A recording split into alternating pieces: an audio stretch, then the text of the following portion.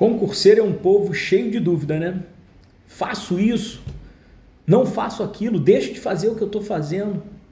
E uma dessas dúvidas é a respeito da necessidade de se estudar, de conhecer o entendimento dos membros da banca examinadora desse ou daquele concurso. No vídeo de hoje eu vou trazer aqui a minha opinião, a minha experiência a respeito desse assunto. Eu sou Marco Dominoni, eu sou especialista em preparação para concursos públicos e aqui nesse canal eu ajudo concurseiros e concurseiras a passar nos concursos das carreiras jurídicas. Se você gostar desse vídeo, curte e faça a sua inscrição no meu canal para não perder outros vídeos iguais a estes. Queridos, num primeiro momento da tua preparação, eu oriento penhoradamente que você não se ocupe, não destine a tua atenção a esse tipo de abordagem. É totalmente incompatível com o momento inicial da preparação de qualquer concurso das carreiras jurídicas que você tente buscar informações a respeito dos membros examinadores do teu concurso. Seja porque os concursos das carreiras jurídicas normalmente levam muito tempo e invariavelmente você vai precisar de mais de um concurso para conseguir a tua aprovação e de um concurso para o outro a banca muda, seja porque não há necessidade desse nível de preocupação no momento inicial da tua preparação. É importante que você estude de uma maneira linear, tranquila, formando a tua base, buscando os conteúdos um pouco mais densos para sedimentar o teu conhecimento, para formar o que eu chamo de musculatura jurídica, para formar a tua base, formar os teus pilares para que você construa um edifício robusto, um conhecimento forte que vai te habilitar às demais fases do concurso até você conseguir a tua aprovação. Então, nesse primeiro momento, não se preocupe em relação a isso. Num segundo momento, num momento aí em que você já começa a vislumbrar uma possibilidade de aprovação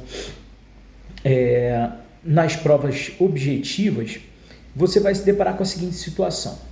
Teu concurso, a prova objetiva, ela é elaborada pela banca do teu concurso ou ela é elaborada pelas grandes bancas? Por que eu digo isso? Quando eu falo grandes bancas, eu me refiro a CESP, FCC, FGV, VUNESP e todas as outras organizadoras, ok? A grande maioria dos concursos da área jurídica, ele é efetivamente feito por a prova objetiva, ela é efetivamente elaborada, as questões, o conteúdo das questões são elaborados por essas bancas. São as bancas que ficam a cargo dessa etapa do concurso. Excepcionalmente, as instituições cuidam também do conteúdo das questões, deixando para essas organizadoras somente a logística do concurso. Dominoni, me dá um exemplo. Recentemente, nós tivemos uma prova objetiva da Defensoria Pública do Estado do Rio de Janeiro, em que o conteúdo das questões foi elaborado pelos membros das questões da prova objetiva. Foi elaborado pelos membros da comissão do concurso, ou seja, os próprios defensores e membros da OAB, componentes da comissão do concurso, da banca examinadora, foram aqueles responsáveis por elaborar o conteúdo das questões objetivas, ok? E nós tivemos também recentemente uma prova do Tribunal de Justiça do Paraná, em que o conteúdo das questões foi organizado pela mesma Fundação Getúlio Vargas. Fundação Getúlio Vargas organizou a Defensoria Pública do Estado do Rio de Janeiro e a FGV fez, inclusive, o conteúdo das questões para a magistratura do Tribunal de Justiça do Paraná. Ok? Essa é a dualidade de abordagem. Umas vezes a organizadora, a grande banca, as grandes organizadoras fazem só a logística e outras vezes eles fazem a logística e o conteúdo das questões objetivas. Quando você está diante de uma banca examinadora que faz todos os conteúdos, por óbvio, é de todo interessante que você tenha os olhos voltados um pouquinho nessa fase objetiva, só um pouquinho, para as bancas examinadoras, tá? E, por óbvio, que nas outras bancas a gente vai vendo peculiaridades nessa ou naquela matéria. Então, por exemplo, na FGV nós temos uma característica marcante de provas objetivas nas disciplinas de Direito Empresarial e Tributário, um pouco peculiares, então um pouco mais de dificuldade, um pouco fora da curva, fora da normalidade. O que eu oriento que vocês façam efetivamente em relação a esse estudo voltado com os olhos para os examinadores? Não pensem em fazer isso na prova objetiva. Pelo menos não no primeiro momento.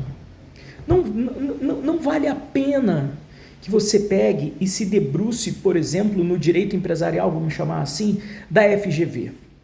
Por quê? Porque mesmo essas disciplinas em que o examinador cobra um pouco fora da curva, de 80% a 90% das questões que são cobradas dentro da normalidade. De modo que não compensa que você pegue naquela relação custo-benefício. Eu sempre falo isso nas minhas redes sociais. O estudo que eu proponho para as carreiras jurídicas é um estudo sempre estratégico, sempre com a relação custo-benefício. Qual é o custo que você vai ter de pegar e estudar aquelas leis diferentonas que o examinador da FGV cobra em empresarial, cobra em tributário? Custo-benefício. Tempo que você vai investir para o número de questões que vão ser cobradas. O que vai fazer a diferença entre quem vai passar e quem não vai passar não serão essas questões pontuais.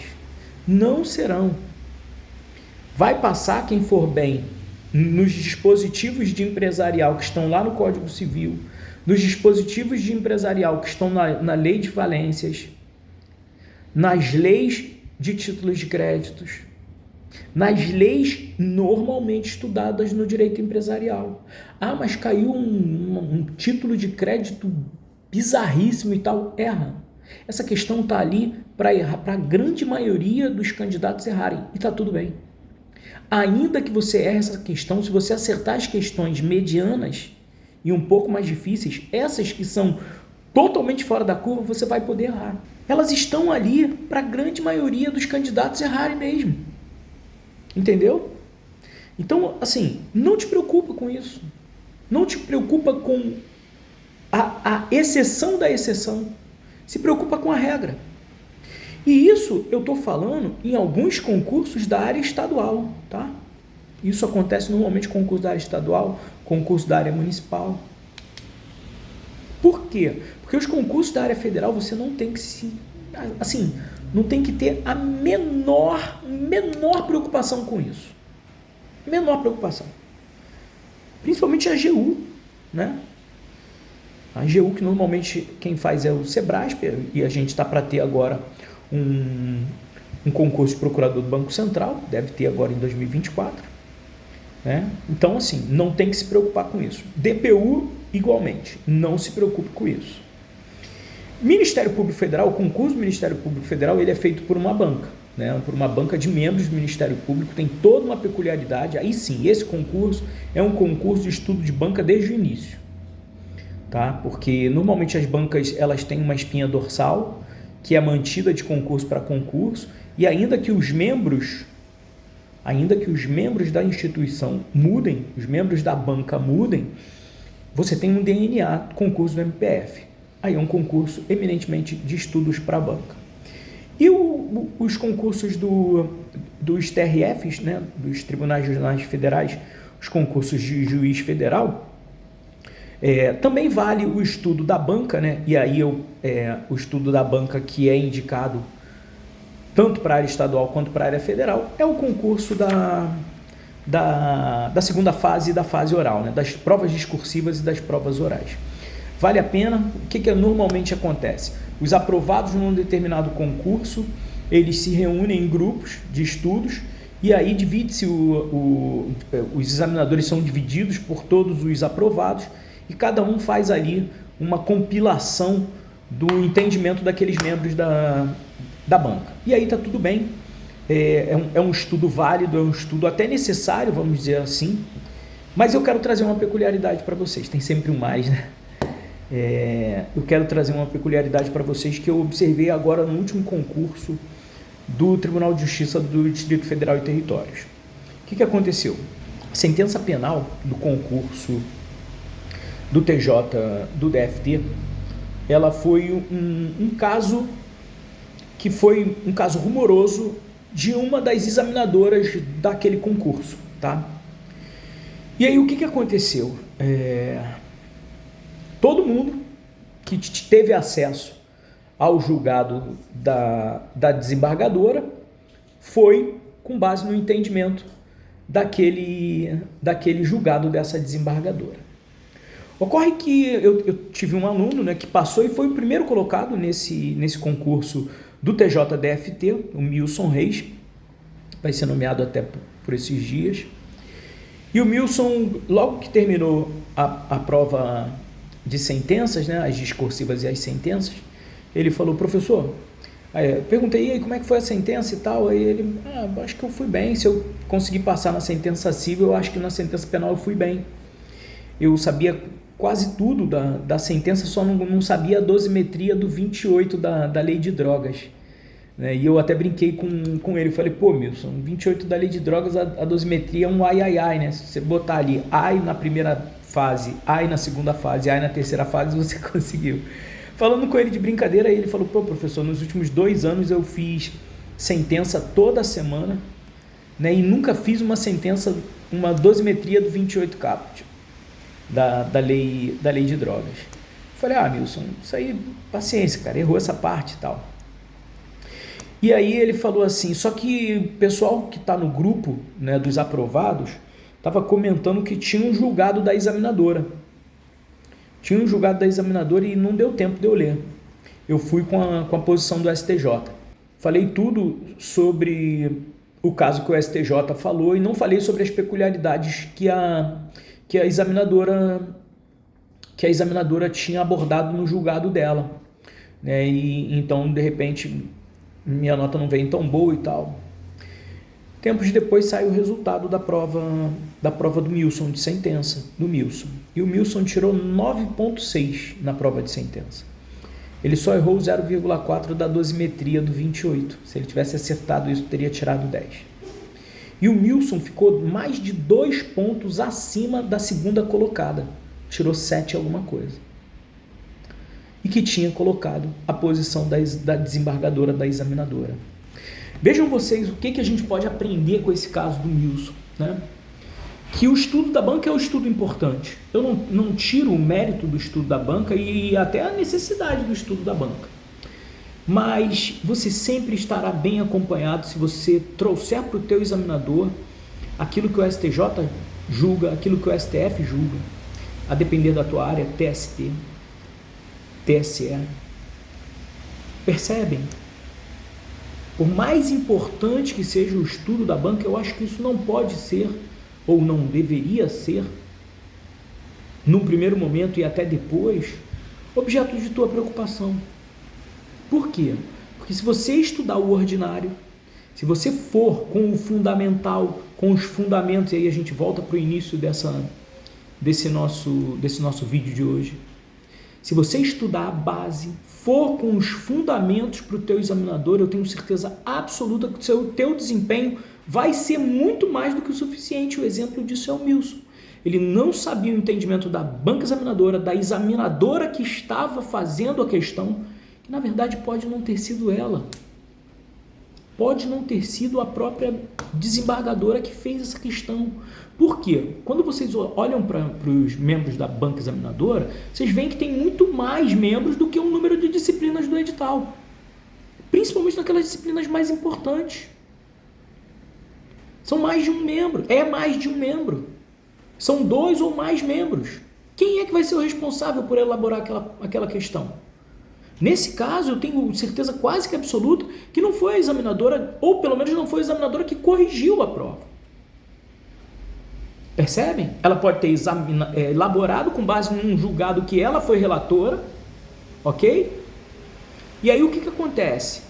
Quem corrigiu A banca não foi ela, a questão não foi ela, foi o colega dela que é examinador com direito penal com ela também. Percebem a quantidade de variáveis que você tem que levar em consideração para esse tipo de estudos? Muita coisa. Isso foge à nossa previsibilidade. Foge ao provável, caindo um degrau para o possível. Não é provável que o examinador que fez a questão seja o examinador que vai corrigir. Se tiver que corrigir 100 sentenças e eles querem corrigir em 3 dias, olha aí, distribui isso para todo mundo corrige. E aí a examinadora, eu fiz isso daqui com base no recurso tal, não vai falar isso não, cada um tem a sua independência. E aí você foi no Porto Seguro, mandou bem. Foi exatamente o que aconteceu com o Milson. Então, assim, para a gente amarrar e resumir o que a gente falou aqui, é importante que vocês, no momento futuro, não no primeiro momento não se preocupa com isso. Não se preocupe com bancas. Num segundo momento, depende da área que você vai estudar. Se você vai estudar para a área federal, AGU, DPU, não há necessidade de você pegar e se preocupar com bancas. Se você vai para a área estadual, aí você provavelmente vai precisar se preocupar com bancas e, na área federal, magistratura e Ministério Público Federal, na segunda fase, provas orais. Aí é interessante você pegar e selecionar aí pontualmente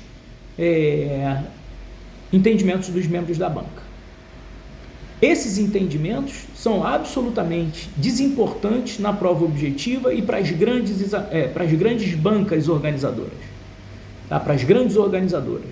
Não se preocupe com isso. Aquela questão fora da curva, aquelas disciplinas fora da curva, por exemplo, direito empresarial, normalmente são 8 questões. E aí o que acontece? Essas 8 questões, 1 ou 2 são questões fora da curva. E aí aquelas 3 horas que você dedicou estudando uma legislação que cai uma vez ou outra, você poderia ter reforçado muito mais o seu entendimento da lei de falência, o entendimento dos dispositivos do Código Civil.